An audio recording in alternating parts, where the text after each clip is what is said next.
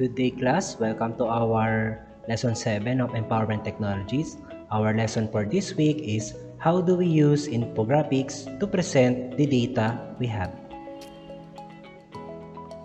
Our objectives for this lesson, the first one is learn the principles of visual message design using infographics or information design. Number 2, apply the basic techniques of image manipulation. And the third one is create images through pic-to-art. Okay, so I think naman na almost lahat sa atin ay nakakita na ng infographic. So ito yung mga example nun, makikita natin yung sa isang image is ang dami natin nakukuhang information. For example, in menu restaurant, makikita natin dito is yung menu, kung ano yung binebenta kumari nila sa kanilang restaurant. Next naman is statistic about fast food chain. For example, meron ditong graph, meron ditong mga bar graph, may mga images, tapos may mga statistical data. So ito yung makikita natin madalas sa infographics. So graphic design versus information design. So kailangan natin ma-distinguish muna ano pinakaiba ng graphic design sa information design. The first one is graphic design is mostly concerned with elements of design such as typography, color, images, and use of space. So ito yung parang pinaka-focal point ng graphic design. Typography, makikita nyo yung mga calligraphy o iba't ibang style of text. Yung color, kailangan talaga ay almost harmony, yung harmonious yung content niya sa color. May theme sa images, ganun din, and use of space. So talaga sinusulit or kung kailangan magbakante dito or kailangan iwalang space dito, so pinagpaplanuhan yan sa isang graphic design. How about information design? Information design is the effective presentation or representation of information using design elements and techniques. So kanina ang graphic design is more on panlabas na kaanyuan na pinapahalagahan, pero dito sa information design is more on we need to emphasize the data and information. Hahaluan natin siya ng design para mas kaakit-akit siya or mas madali siyang maintindihan. For example, here is what it takes to be an information designer. Yan, makikita natin ano ba yung mga kailangan. May mga logo, for example, 25%, journalistic curiosity, good observation. So, how can we represent good observation? So, the icon of an eye. Yan. So, yung example. Next is passion for the job. So, 9% daw. So, ang symbol na nilagay niya is heart. Kasi kapag may passion ka nga naman, is sinasapuso mo talaga yung gawain. So, ganyan yung information design. Representing information using graphic design para mas madali siyang maintindihan, maunawaan. So, dito naman tayo. What is infographic? So, an infographic is a collection of imagery, data visualizations like pie chart, bar chart, and minimal text that gives an easy to understand overview of a topic. So, ito naman talagang pinaka-focus talaga infographics easy to understand overview of a topic. Sa image pa lang, doon pa lang sa illustration niya, maintindihan mo na kung ano yung gustong ipaunawa sa'yo nung gumawa nung infographic na yun. So, ayan, information and graphic. So, pinagsamang dalawang word siya. Yung information, nandyan na yan. Yung graphics, ay yung kailangan nating pag-isipan kung paano natin siya ilalagay.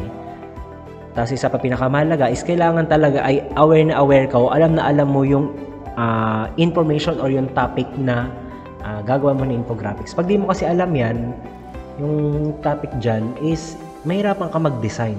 So, ayun yung parang sequence niya. First one is unawain yung gagawa mo ng infographics. Second one is pagplanuhan kung paano mo i-arrange or susulitin yung size or ano man yung canvas nyo na paglalagyan sa paggagawa ng infographics. So, next is data. Through this, information overload can be avoided. So, hindi masyadong mahabang explanation sa infographics, madali lang siyang i-represent kasi hindi mo kailangan maglagay ng mga paragraph, sentences or how many pages nang galing sa librong ilalagay mo. Kasi i-illustrate mo lang siya. Yung mga mahalagang information or data yung ilalagay mo. Para sa PowerPoint dati yung discussion natin. Ang ilalagay lang natin is kung ano yung pinaka mahalaga. Tapos yung pinaka statistical number na mahalaga. Tapos ay yung explanation is tayo na. Pero dito, para mas madali siya maunawaan yung statistical information, lalagyan natin siya ng graphical illustration para maintindihan siya nang hindi natin na pinapaliwanag. Infographic serves as but a more comprehensive way of presentation, not only of data but other kinds of relevant information as well. So for example, ng any other relevant information, so for example is history. So kapag tayo ng history, is more on gagawa tayo ng timeline, di ba? So ay na pinakamagandang way ng pag-illustrate ng history or pagkakwento ng isang nangyari na. For example dito is may year dito. So ito example ng timeline.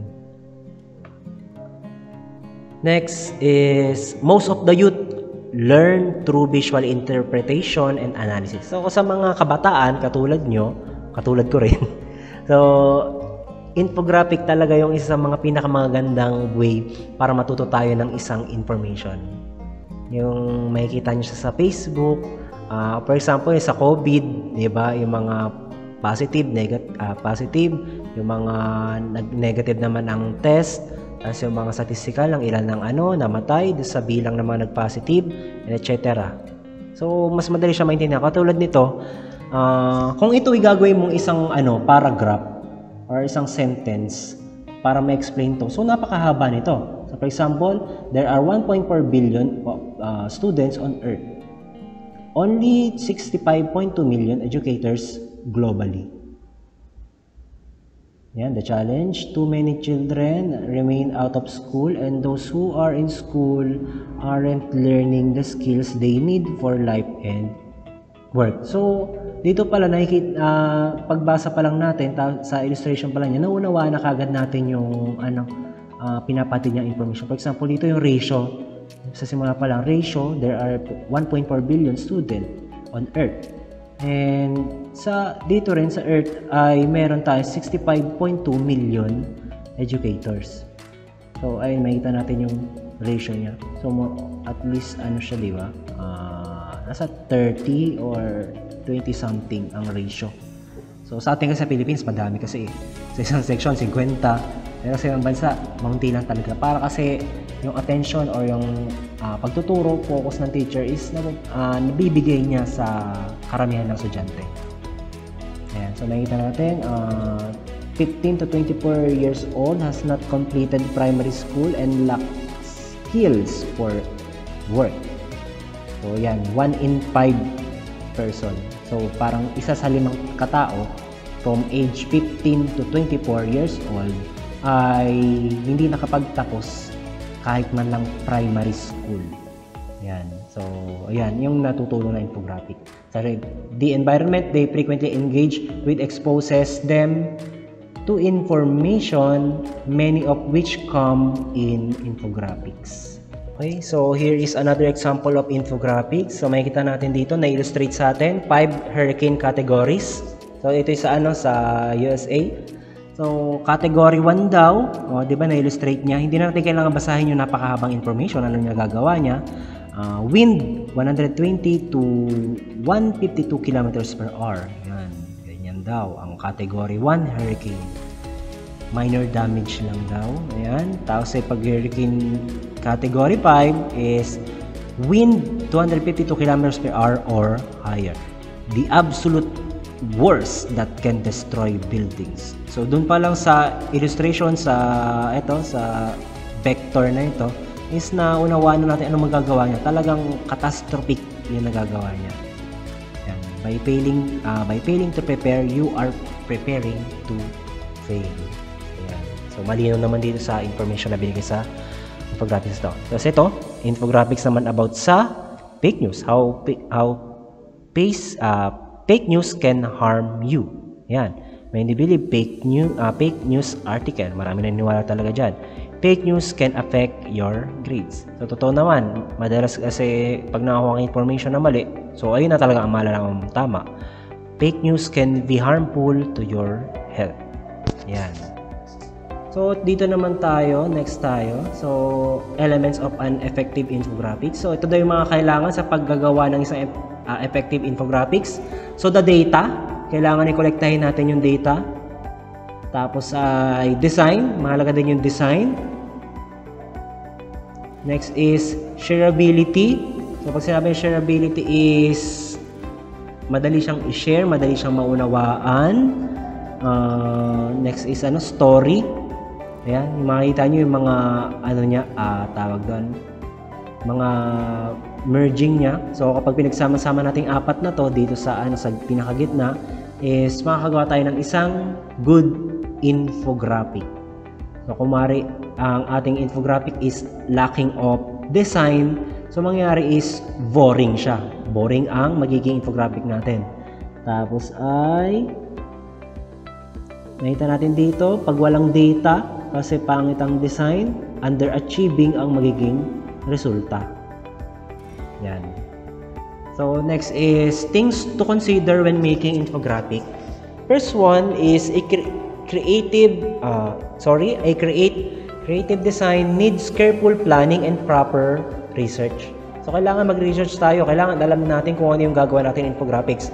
Kung tayo mismo, hindi natin alam yung bagay na yun, paano natin magagawa ng infographics yun? Which is, the purpose of infographics is to make easier to the audience na maunawaan yung gusto nyong information na ipahatid. Next one, explore possible areas where you can gather data. Keep it simple and direct to the point. So, pinakamalaga din sa infographics is direct to the point. Simple siya and direct to the point. Tapos ay susugin nyo na lahat ng pwede nyo pagkunan ng information. Gawa ng the more information na kaya yung ibigay in a single or a simple way, the better. Next, column chart are used to show changes or progress over time. So, ito for example, ito yung column chart. Yan, makita nyo, parang bar graph din siya. So, pag ganito nga lang na column chart is, it shows a progress over time. So, for example, dito magkakatabi to. Maka-compare natin yung iba't ibang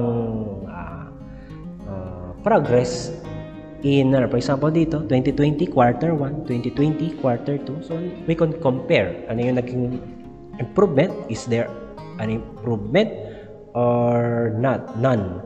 Next is pie chart are used to show small sets of numerical data. So, kapag naman napakadami namang data or information nakalagay doon, for example dito, at least 6, katulad dun sa PowerPoint dati, yung paggagawa ng pie chart doon. So, at least maximum of 6 numerical data ang gagawa nyo ng pie chart. Pero pag hindi, sumobra siya, gamit na kayo ng ibang diagram. Madami naman dyan pag-a-applyan. Next, line graphs are used for data that adjust constantly over time. So, ito yung example ng line graph. Next, donut chart can contain more data than pie chart. So, kapag daw donut chart ay sa pie chart kasi mounted daw. Pero pag donut chart can contain more data. So, nasa inyo na kung magagamit nyo ba siya or hindi. Next is a bar chart orients data horizontally.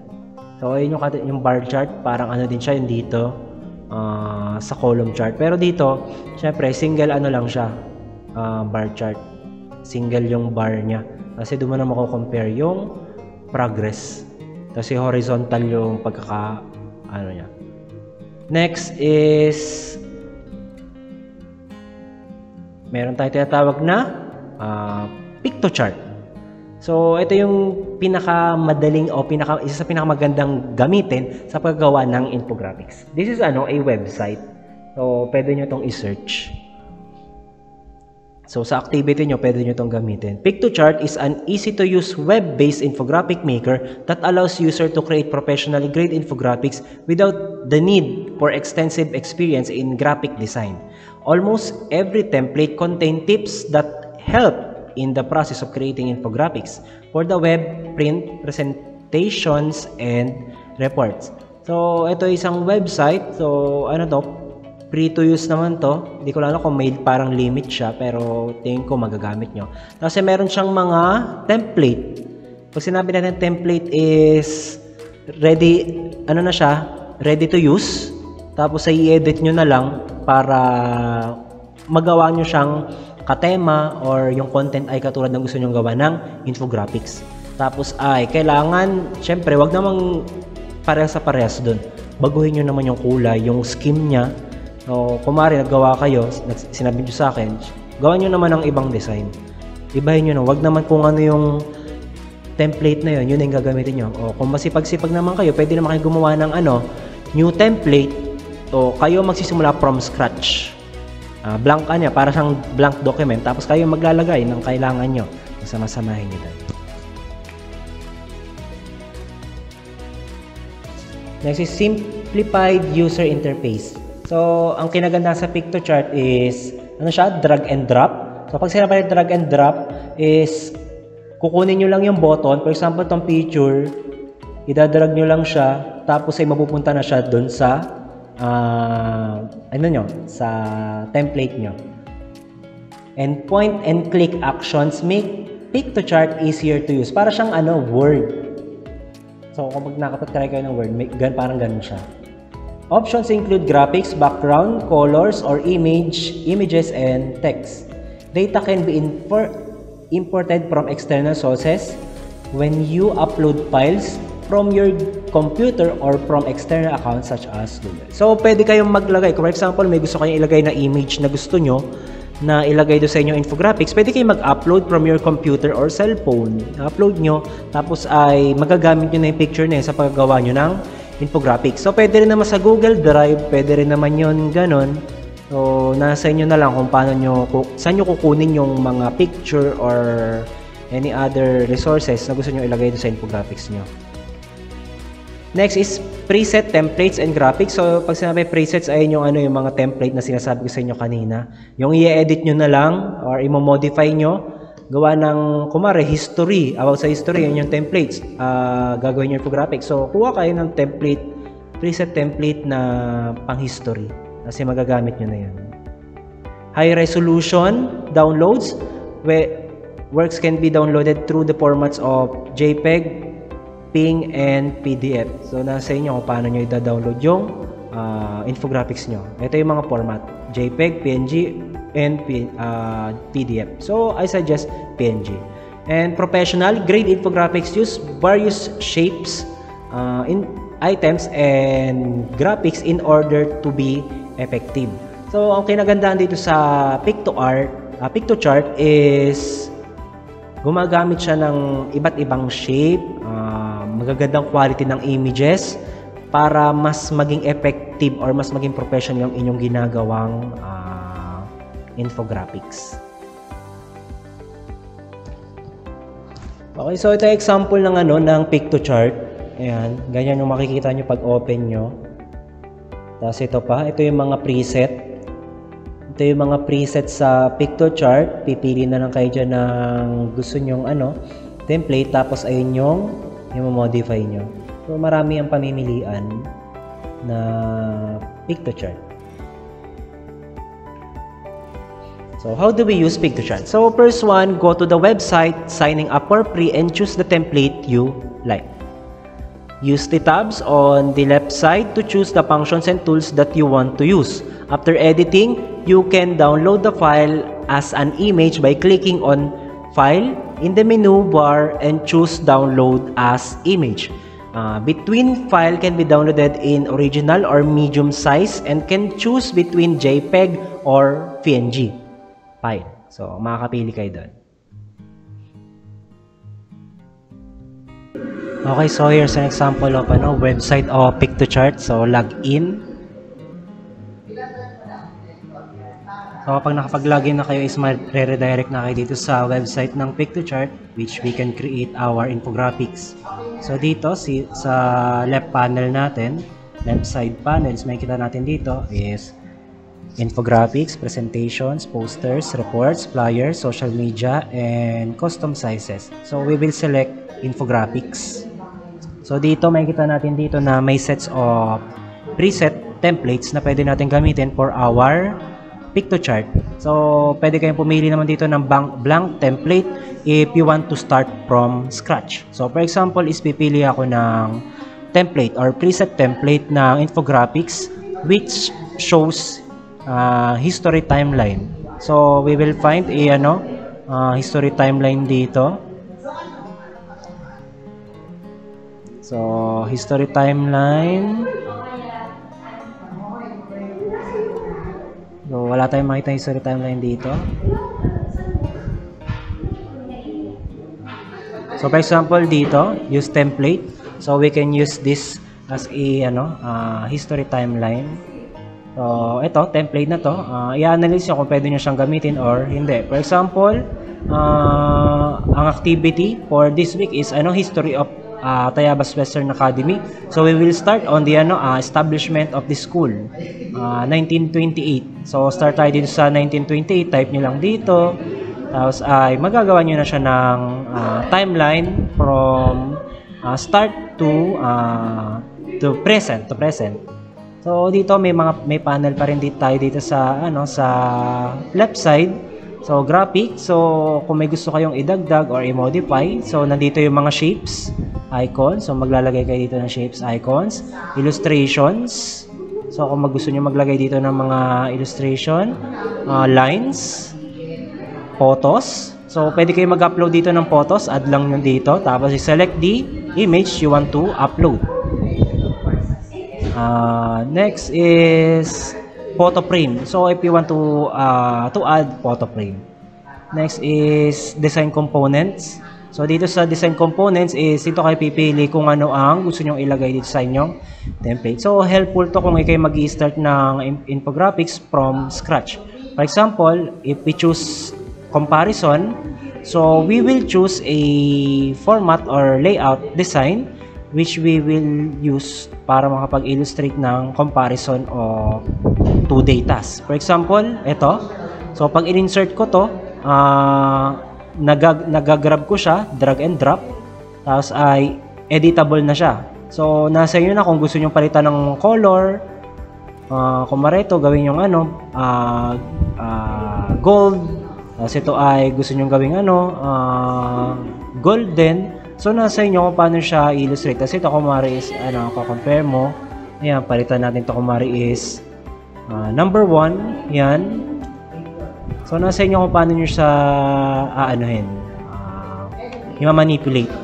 So, paano nyo i-design. So, malabo magkapare-pares ito ng gawa as long as ina-apply nyo yung creativity nyo. So, upload. So, kung gusto nyo ng resources nyo from your desktop, so you can upload images. So, kayo na lang pipili, locate nyo yung location ng image na gusto nyo i-upload and nandito na yun. So, may limit nga lang siya na 100 MB. Upgradable naman siya kung ikayo ay mag-upgrade to Pro. So, we are using it in user, pre-user. So, hindi tayo mag-upgrade ng gano'n.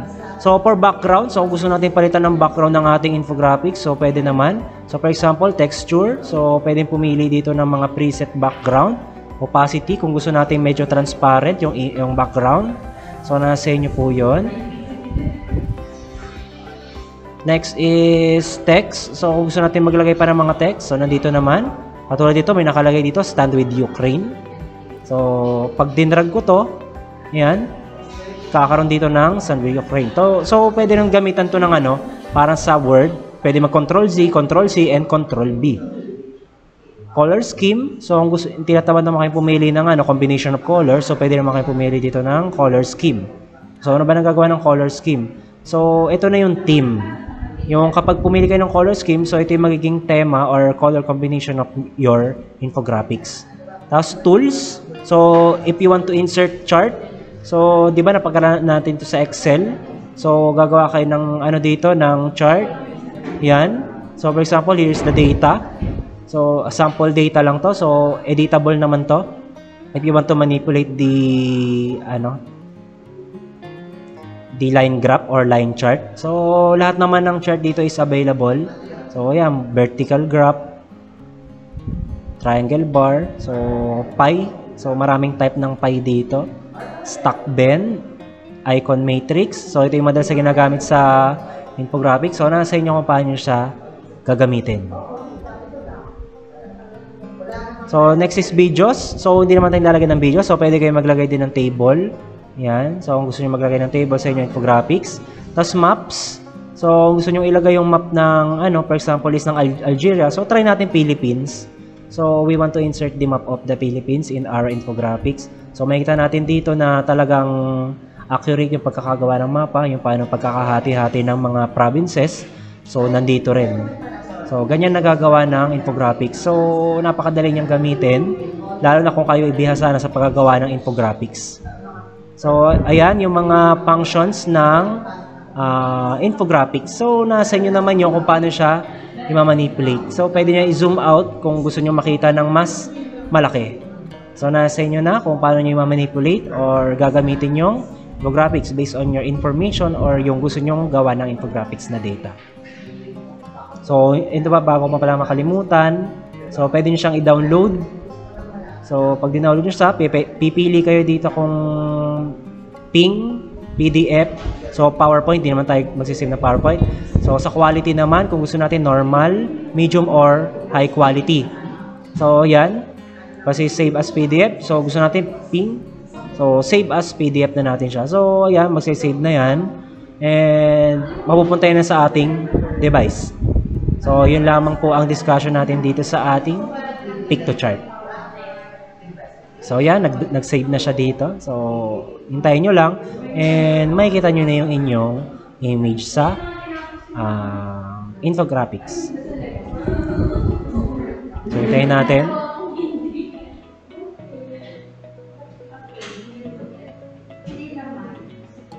Okay, so let's click the infographic. So kita natin magulo kasi kung ano pinaglalagay natin. So at least nakapag-generate tayo ng isang infographics.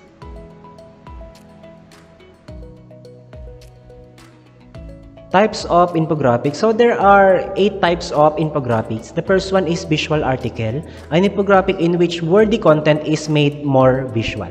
So kung for example dito, how to increase brain power. So ito, madalas makikita natin sa libro ng science is more on mapa explanation.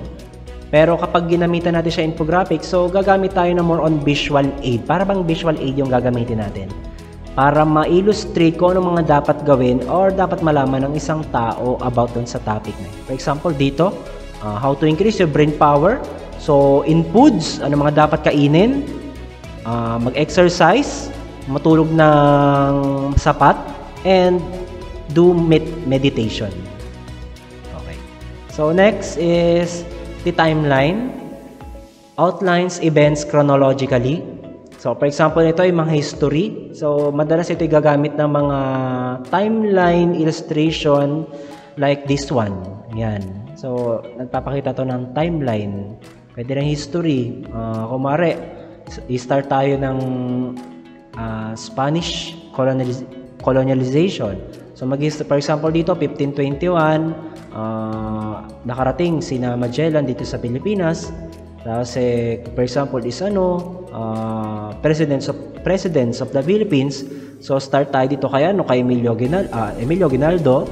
Tapos ay kumari yun 1898. Tapos ay kay Duterte 2016 to 2022. So ganun yung paggagawa ng timeline.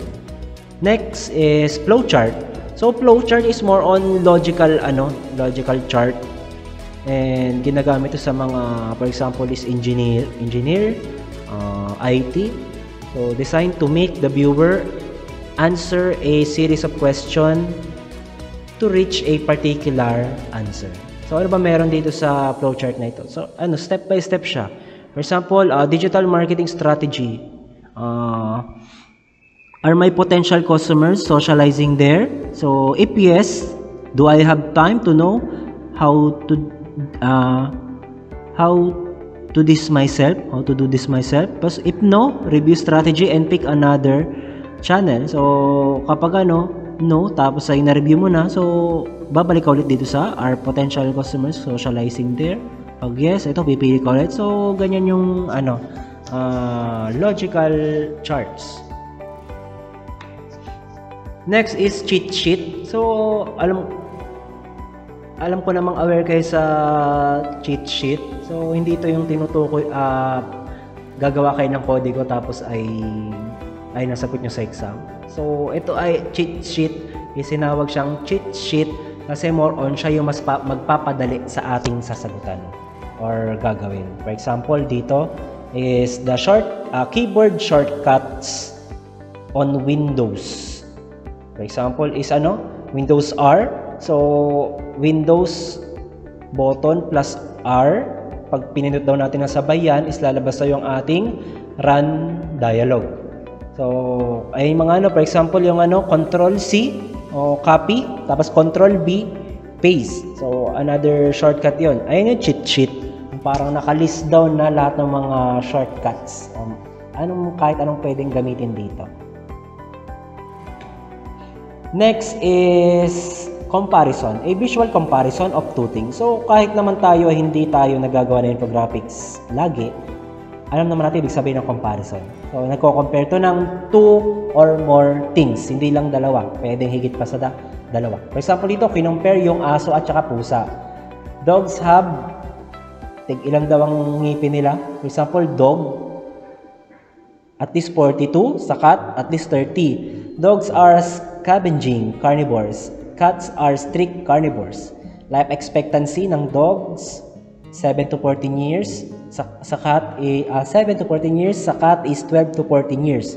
Tapos, ang memory daw ng aso is 5 minutes long. Memory ng pusa is 16 hours long. So, hindi ko alam kung paano to Hindi ko alam na ganun pala yun. Ngayon ko din nalaman na yung memory na. May short memory pala mga aso. Okay, next is numerical. Numerical, an infographic whose primary content is compromised numbers, charts, graphs, or statistical data. So, kapag sinabi natin numerical, more on statistics talagang dinidisplay nito. Like this one. So, who are refugees? So, ano ba yung refugees daw? 80% of the world's refugees live in the neighboring countries of their country or origin. So, yung pala refugees, naninirahan sa neighboring countries ng kanilang bansa. 80% are women and children. 50,000 children are orphaned. Children of refugees are 5 times more likely to be out of school than their non-refugee peers. So, ito yung tinutukoy natin na numerical. More on talagang numerical ang ini-illustrate niya. May mga graphic illustration pero mahalaga pa rin yung numerical dito. Next is photo infographic. So, pictures are used to tell the story or message of the infographic. So, ito yung para din siyang step by step siya. Pero dito more on parang gumagawa tayo ng comics. Parang ganun, pwede natin i-alin ulit sa comics. Tapos ay parang may mga script, yung paano gawin ng isang bagay. So, na-illustrate dito kung ano yung mga steps para gawin yung bagay na yan. Imbes na puro text lang or puro step 1. So, magbibigay siya ng image para mapakita kung ano yung gagawin sa step 1 na yan. Last one is types of infographics, data visualization, also used for large data, but the focus is on creative visualization. So, kapag sinabi nating infographics na data visualization is kapag masyadong mabigat or madaming data, pero ang focus ay creative visualization. So, ganito yung ginagamit natin, data visualization. So, eto dito is mabibigat yung data sa numerical, pero dito sa data visualization is more on creativity pa rin ang nakakalamang. Kumari 60-40. So, kumari dito, ang daming figure niya, di ba? Ang daming information, pero bakit parang di masyado siyang pinapahalagan? Kasi data visualization lang naman yung inano dito.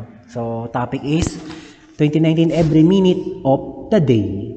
So, how much data is generated every minute. Data never sleeps 7.0. So, ganito yung data visualization. Kasi pinaka-focus is the every minute of the day ng 2019. So, hindi focus yung kumari dito sa Instagram lang. So, focus is lahat. So, yun lang lamang po ang topic natin for this week. So, I hope na marami po natutunan about sa infographics. And isa din to sa mga mahalagang activity na dapat natin matutunan sa ating subject. So, thank you so much for listening. Bye class, and see you next week.